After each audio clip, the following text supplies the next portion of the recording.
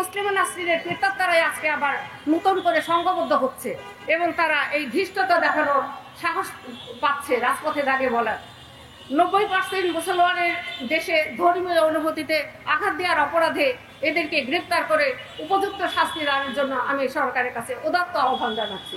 আমি নারী বিষয়ক সংস্কার কমিশনকে বলতে চাই, আপনারা আল্লাহর আগুন নিয়ে খেলবেন না। আপনারা আল্লাহর আইনে হাত দিতে পারেন না। আল্লাহর আইন বোঝার ক্ষমতা যোগ্যতা আপনাদের নাই।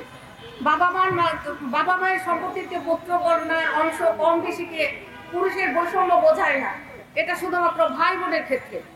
এই কন্যাটি যখন কারো স্ত্রী হবেন তখন তিনি স্বামীর সম্পদে অংশ পাবেন।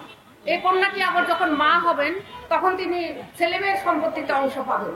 এখানে কোনো পার্থক্য, ছেলেমেয়ের কোনো পার্থক্য করা হয়নি।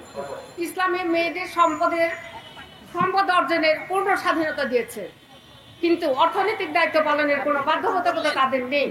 মহান আল্লাহ কন্যাদেরকে যে অংশটুকু দিয়েছেন পুত্রের অর্থে, সেটা আমাদের সমাজে প্রতিষ্ঠিত নেই। কন্যা প্রদত্ত অংশটুকু তাদেরকে সম্মানের সাথে দেওয়ার ব্যবস্থা করুন।